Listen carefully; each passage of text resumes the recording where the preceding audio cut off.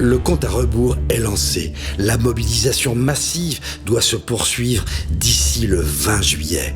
Mettez TVL hors de danger.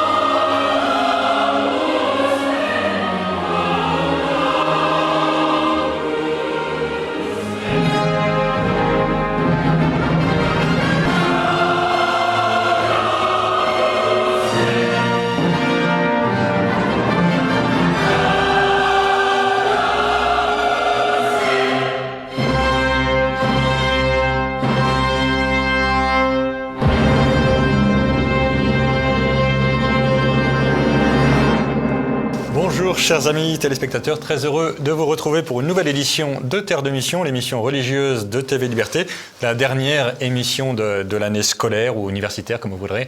Voilà, la semaine prochaine en tout cas je quitte Paris.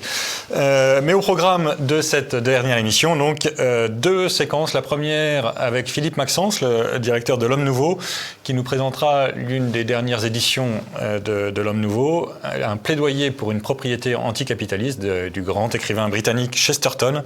Et puis ensuite, je vous proposerai moi-même quelques pistes de lecture, là aussi pour l'été.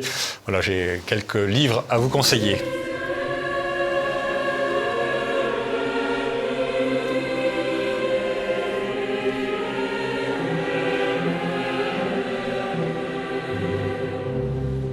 Eh bien, bienvenue sur le plateau de Terre de Mission. J'ai le plaisir d'accueillir Philippe Maxence. Bonjour Philippe. Bonjour Guillaume de Thuellois. Vous êtes le patron de l'Homme Nouveau, la revue, et des éditions de l'Homme Nouveau. Et c'était à ce dernier titre que je vous reçois aujourd'hui, puisque vous venez de publier un livre de Chesterton. Vous êtes un grand Chestertonien.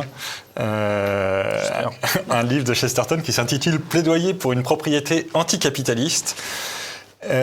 Alors d'abord, est-ce que vous pourriez nous présenter un peu Chesterton, parce que tous les téléspectateurs ne connaissent pas? Oui, Chesterton, c'est un écrivain anglais qui est né en 1874 et qui est mort en 1936, donc pour déjà le situer dans le temps, qui est un écrivain assez flamboyant, qui s'est fait remarquer très rapidement au début de sa carrière comme journaliste, chroniqueur et comme écrivain à la fois de romans et d'essais. Notamment deux essais, l'un paru en 1905 qui s'appelle Hérétique et l'autre paru en 1908 qui s'appelle Orthodoxie, qui se répondent l'un l'autre. Ce qui est intéressant dans cette histoire, c'est qu'en fait, à travers Hérétique, ils s'en prenaient aux grands intellectuels de son époque, en disant voilà, tous leurs discours sont tout à fait cohérents, parfaitement logiques, etc. Sauf que la base de départ est complètement fausse. Et donc il préconisait de repartir sur la philosophie classique et héritée du Moyen-Âge. Et dans cette Angleterre du début du XXe siècle, il a été identifié très vite comme un catholique romain, c'est-à-dire comme un papiste, qui en faisait un double, quasiment un traître à l'Empire britannique. Puisqu'il était soi-disant soumis à une puissance étrangère qui est Rome. En fait, il n'était pas catholique encore. Il se convertira au catholicisme en 1922, donc il y avait quand même un laps de temps assez important. Et là, il va se faire connaître comme un grand apologiste du catholicisme. Avec des engagements très divers, donc à la fois son œuvre journalistique, son œuvre romanesque. C'est notamment lui qui, en 1910, met au monde un personnage de roman qui est le Father Brown, donc un prêtre catholique qui est un enquêteur et qui résout un certain nombre d'énigmes grâce à sa connaissance de l'âme humaine. C'est pas du tout l'enquêteur moderne que l'on connaît aujourd'hui, qui fait appel à tout un appareil scientifique. C'est au contraire un homme qui connaît l'homme, au fond. Oui. Voilà, donc Chesterton va se faire connaître comme un grand défenseur du catholicisme et également, pour en venir peut-être à notre sujet, comme une voie politique et économique qui défend une sorte de troisième voie entre le capitalisme libéral, le grand capitalisme, le grand monopole, et le socialisme étatique, en gros, entre New York et Moscou. Voilà. Et alors, donc, évidemment, c'est de ça surtout qu'on va parler. Plaidoyer pour une propriété anticapitaliste. Le titre est un peu flash, c'est choquant. Provoquant. Provocateur, je ne sais pas comment il faut dire. Mais... Qu'est-ce que ça veut dire exactement que Chesterton est opposé au capitalisme ? Parce que si on est opposé au socialisme, c'est qu'on défend le capital, non ? Oui, c'est ça, tout à fait. C'est en tout cas ce qu'on croit généralement. Alors d'abord sur le titre, puisque vous m'interrogez dessus, ce n'est pas le titre d'origine de l'œuvre. En anglais, ça s'appelle Outline of Sanity. On a estimé que c'était difficilement traduisible, en tous les cas audible, tout à fait pour les oreilles françaises par rapport au sujet même. Donc c'est un plaidoyer parce que Chesterton défend une vision très précise de l'organisation sociale et économique. Elle est anticapitaliste parce que sa grande idée, c'est que en fait le capitalisme tel qu'il s'est institué, et notamment dans les pays anglo-saxons, conduit au monopole. C'est-à-dire qu'il y a effectivement des propriétaires qui détiennent le capital, mais ils sont en nombre réduit. Oui. Et de plus en plus réduit. Et de plus en plus réduit. Lui, son idée, c'est de dire, le problème, c'est pas qu'il y ait des propriétaires. Le problème, c'est qu'il n'y ait pas assez de propriétaires et que tout le monde ne soit pas propriétaire. Et quand il dit propriétaire, c'est pas simplement propriétaire au sens où on est propriétaire de son appartement, de sa maison, de sa voiture, ce qui est déjà une très bonne chose. C'est de dire propriétaire de ses moyens de production. Ses moyens de production, voilà. Et il met en parallèle, de ce point de vue-là, le capitalisme que moi je vais appeler monopolistique ou libéral, en fait. Il le met en parallèle avec le socialisme en disant que c'est deux erreurs voisines, jumelles en fait, qui conduisent au monopole. Le monopole d'un petit nombre de gros capitalistes en fait, et le monopole de l'État qui détient tous les pouvoirs et tous les moyens de production. Oui, alors moi le style de Chesterton est très, très agréable à lire et il a un talent pour le paradoxe qui est assez fascinant. Mais ce que je trouve très frappant dans sa façon de présenter les choses, c'est... Donc, vous nous dites que le communisme serait vraiment une horreur parce que l'État posséderait tout. Mais dans la pratique, ce que vous nous proposez, c'est quelque chose où 5 familles ou 5 trusts possèdent tout, et la différence n'est pas suffisamment importante pour qu'on se batte pour votre système. Et franchement, je trouve ça extrêmement puissant alors évidemment, c'est un peu caricatural, il y a plein de choses qu'on peut critiquer là-dedans, mais c'est assez puissant quand même comme critique du libéralisme.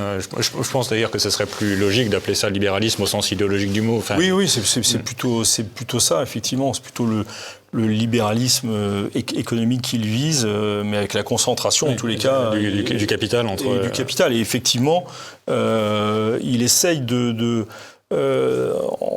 s'adresser dans ce livre à ceux qui sont... Il faut se replacer dans l'époque aussi. On est avant la Seconde Guerre mondiale. 1917, prise du pouvoir par les bolcheviks en Russie, qui va devenir l'URSS, en s'étendant d'ailleurs. Et on a l'image véhiculée par la propagande anticommuniste du communiste avec le couteau dans les dents. Donc c'est la grande peur, le communisme. Et l'Angleterre, qui est une nation de commerçants, évidemment, patenté par le communisme a peur du communisme. Et donc lui, il dit, je ne vais pas tellement m'attaquer au communisme parce que c'est évident, on est tous contre, en somme. Il y a une infime partie de gens qui sont communistes. Mais en revanche, ce que vous dénoncez chez le communisme, comme vous l'avez très bien dit, Guillaume, eh bien, on l'a à travers le capitalisme. Donc il y a un vrai problème auquel on est confronté en Angleterre. Il faut le résoudre. Et pour le résoudre, c'est pas contrairement à ce que dit un autre écrivain qui est un de ses amis, Georges Bernard Shaw, ce n'est pas en supprimant la propriété privée, c'est au contraire en la diffusant le plus largement possible, le plus possible à tous les niveaux de la société. Il le dit autrement, parce qu'il s'en prend beaucoup à l'aristocratie anglaise, donc qui est propriétaire, faisant allusion aux arbres généalogiques et de chaque famille. Il dit chaque famille a son arbre généalogique. S'il faudrait, c'est planter une forêt, une forêt d'arbres généalogiques, donc pour qu'il y ait une forêt de propriétaires. Oui. Alors, peut-être qu'on peut d'ailleurs faire une petite remarque sur cet aspect aristocratie. L'aristocratie anglaise a profité de la réforme anglicane, d'Henri VIII, pour spolier tous les biens de l'Église. Et donc, en fait, ce que nous, en France, on appelait les dynasties bourgeoises ou orléanistes, en fait, ça existe depuis 4 siècles précédents en Angleterre. Oui. Et Chesterton dit, et je trouve que c'est assez bien vu, que l'une des raisons pour lesquelles ce type de capitalisme s'est si bien diffusé en Angleterre, c'est qu'il y avait déjà un terrain propice, il y avait déjà une classe de possédants et une classe d'opprimés, d'esclaves en quelque sorte. Et donc, cette lutte des classes, elle existait, en fait, j'allais dire, avant la modernité, avant la révolution industrielle. Et avant Marx. Oui, non, mais tout à fait. Et l'aristocratie anglaise, d'ailleurs, n'a pas simplement spolié les biens de l'Église, elle a aussi contrôlé la monarchie. Oui, contrairement à la monarchie française qui a fait le chemin inverse, le processus inverse. Alors, on peut tirer le bilan, mais l'aristocratie anglaise était toute puissante. Alors il va y avoir la montée de la classe bourgeoise, évidemment, qui va aussi détruire un peu cet équilibre, mais en tous les cas, il y a des très gros possédants. C'est institué depuis longtemps, depuis des siècles. Et de ce fait-là, et comme vous le dites très bien, il y a une masse de gens qui n'ont rien, en fait, qui ne peuvent pas utiliser les bois, qui ne peuvent pas, même la nature, qui est normalement à disposition de tout le monde, ils ne peuvent pas en avoir l'usage. Donc il y a un vrai problème de ce côté-là. Et c'est vrai que Chesterton, qui est lui-même issu de la classe bourgeoise très moyenne, est un critique féroce, très féroce de l'aristocratie. Dans un autre de ses livres, qui est un roman, il met en scène justement l'accord entre la grande aristocratie libérale et le monde musulman, turc, pour enserrer justement l'Angleterre traditionnelle, un peu mythique et un peu rêvée chez Chesterton. Oui, bien sûr. Mary England, mais voilà, c'est cette idée-là qu'il défend. Mais ce monde mythique et rêvé du Moyen-Âge, pour faire simple, c'est aussi ce qui a permis l'élaboration d'une doctrine sociale de l'Église, parce que, on a la même chose en France, les catholiques sociaux rêvent aussi à un monde de corporations où tout se serait bien passé. Au XVIIIe siècle, les corporations, ça se passait pas si bien que ça.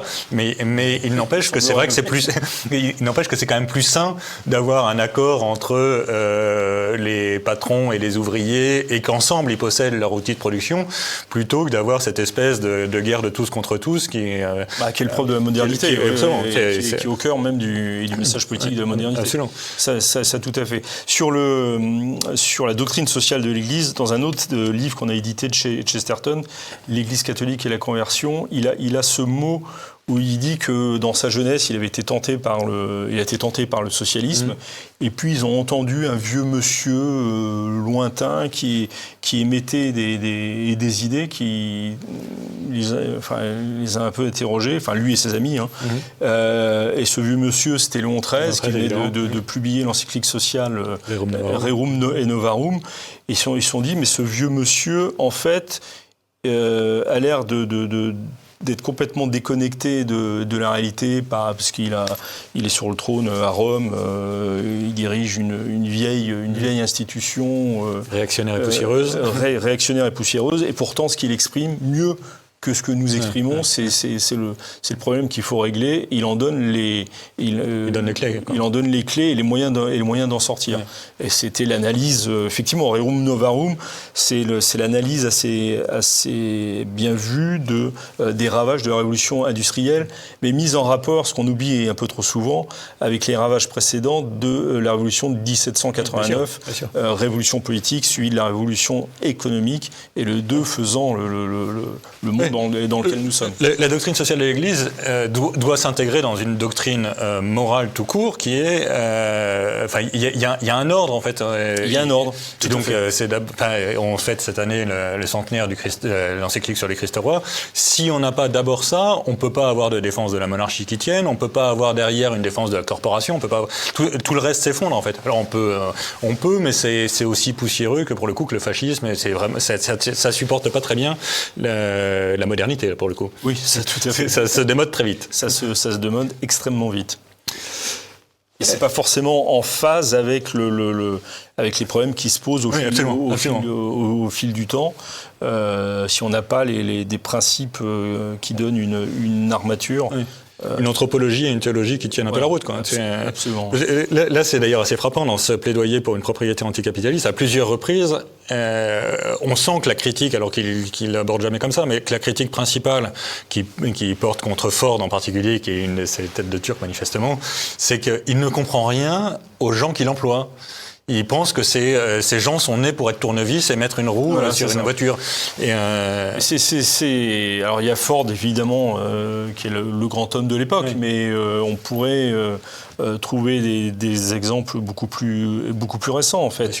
En fait, dans nos vies professionnelles, même plus largement, on nous demande de laisser notre personnalité, ce que nous sommes. Alors, je sais bien que le management a fait beaucoup de progrès, qu'on n'est plus au 19e siècle, ça je suis bien d'accord, mais globalement, j'entendais encore, au moment où nous enregistrons cette émission hier, donc un de mes amis qui était directeur financier dans un grand groupe, me dire qu'il avait eu des problèmes quand il avait parlé avec un de ses employés comme ça de questions religieuses. Ça avait été entendu par une autre personne qui l'avait dénoncé et on lui avait dit: tu penses ce que tu veux, c'est pas un problème, on va pas faire la chasse, mais ça tu le laisses au vestiaire. C'est ça, voilà. Ce que tu fais le dimanche, on s'en fiche, mais à condition que ça ne vienne pas ici. Voilà, tu laisses ça, voilà, tu te coupes en deux.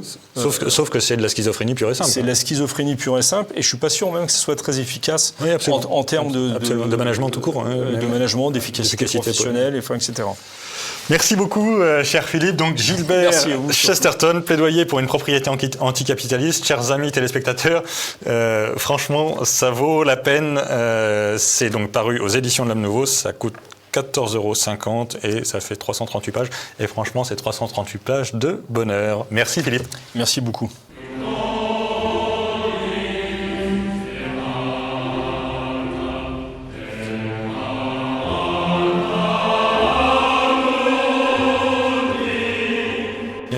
Sur le plateau de Terre de Mission, et comme je vous l'ai annoncé tout à l'heure, je vous propose quelques pistes de lecture pour l'été, voire pour plus longtemps, puisque je vais commencer par un livre de prières de l'abbé Goix. Enfin, c'est des prières qui ont été réunies par l'abbé Laurent Goix, préfacé par Don Courreau, qui est le père abbé de Trior. C'est donc un petit livre de prières qui est paru chez Via Romana, qui coûte 13 € et qui fait 240 pages. Vous avez toutes les prières classiques, entre guillemets, de l'Église catholique en France, les litanies, des prières de grands saints français en particulier. Voilà, un très beau petit recueil que nous devrions tous avoir dans nos poches ou sur nous. C'est une très belle façon de rester unis à l'esprit de prière de l'Église, puisque je vous rappelle quand même qu'au-delà des diverses polémiques qui émaillent de plus en plus souvent la vie de l'Église en France, et évidemment le cœur du métier, entre guillemets, du catholique n'est pas vraiment de polémiquer, mais de prier et de préparer son salut. Voilà, fin de la petite parenthèse vaguement pieusarde. Donc en tout cas, un très beau petit livre de prière que je ne saurais trop vous conseiller, qui est vraiment très, très agréable à utiliser. Deuxième livre que je vous conseille, un livre d'un carme, Cyril de la Compassion de Marie, sur le scapulaire. Vous savez que les carmes ont en particulier cette caractéristique d'être dévoués au Mont Carmel, la Notre-Dame du Mont Carmel, et ils ont un scapulaire que les fidèles peuvent recevoir aussi, c'est très encouragé d'ailleurs, de porter le scapulaire du Mont Carmel, y compris quand vous n'êtes pas religieux. Et donc Cyril de la Compassion de Marie vous propose une petite méditation, une petite explication de ce que c'est que le scapulaire, voilà, et idéalement pour vous préparer à le recevoir. Donc ça s'appelle Le Scapulaire, privilège offert par Notre-Dame du Mont Carmel. C'est paru aux éditions du Carmel, c'est assez logique. C'est un livre qui coûte 19 € et qui fait 170 pages, très facile d'accès. Même si c'est très profond, l'avantage des carmes, c'est que vous savez peut-être que c'est une congrégation qui est très consacrée à la prière. C'est les fils de Saint Jean de la Croix et de Sainte Thérèse d'Avila, donc ils passent beaucoup de temps en oraison. Et par ailleurs, ils ont la réputation d'être des très grands thomistes, ce qui, pour votre serviteur, est une excellente garantie de qualité pour une congrégation. Mais voilà, c'est un livre qui est à la fois solide spirituellement et théologiquement, donc je ne saurais trop vous le conseiller.